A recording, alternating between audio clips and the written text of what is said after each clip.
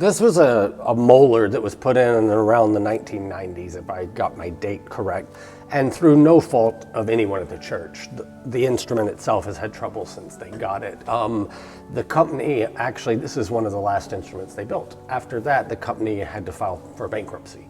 So what they did is they ended up having to build an instrument that was more of a mismatch of different things than they would have been comfortable with in their heyday, because they were a great company.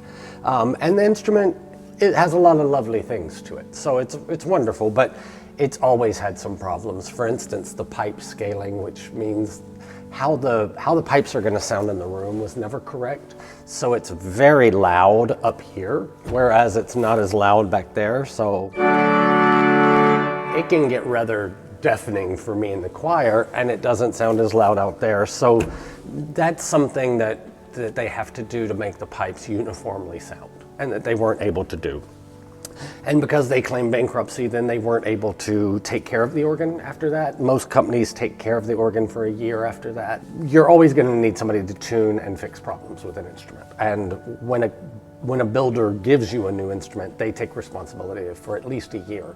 And they come back to make sure the voicing worked, the pipe scaling worked. If there are any troubles, it's under warranty. And they'll tune it and make sure it sounds really, really good. A gentleman named Bob Lent, and I unfortunately never got to meet him, but I heard that he was a hero in the organ community and around here, and he passed away, unfortunately. Bob Lent took care of the instrument very well for years. I was involved with this particular instrument prior to it being installed, as I was called in as a consultant. And the first thing I noted was it was way too loud for this building. It was way too overpowering. In my opinion, for the size of this particular building, the pipe scales are way too big. Well, what nobody knew at the time, except those of us who were in the professional business, MP Moeller was in the final stages of bankruptcy.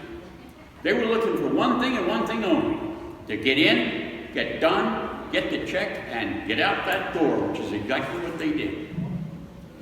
And then, as a result, the organ was left basically in an unfinished status and really in a mode that should never have been left this way.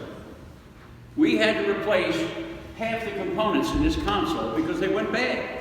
They were defective. They were no good. Bad design.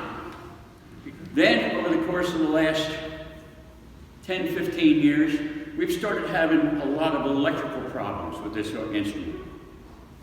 The solid-state operating system, we've had numerous occasions where we've had ciphers, dead notes, all other issues, of which the congregation knows nothing about, because Elizabeth and Nancy Gerst and Don Smith were very good at trying to put the best foot forward and make it sound the best they could with what they had to work with.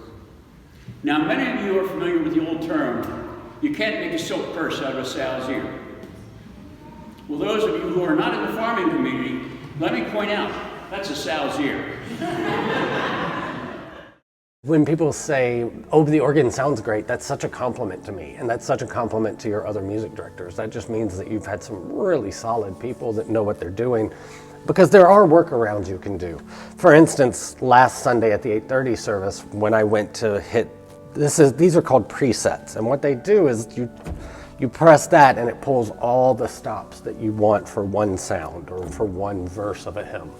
And when I went to hit 5 the other day to do the hymn of praise, only this side of the stops came on. None of this engaged. So sometimes the air pressure doesn't, or the capture system doesn't work. And that's all electronic. It's like a big computer inside here. You're not gonna know everything that's going wrong inside, because you shouldn't. You're here to worship, you're here to think about other things, you're not here to worry, is the organ gonna work?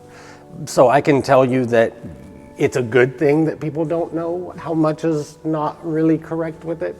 And it's also just a great testimony to Elizabeth and Linlin and Judith and people like that who have just been able to do some great workarounds.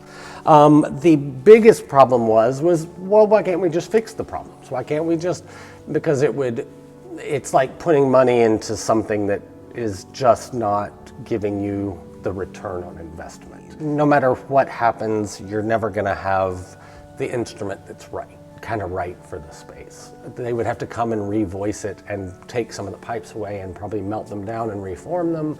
And I think it would end up costing more money to refurbish the instrument than probably to replace it.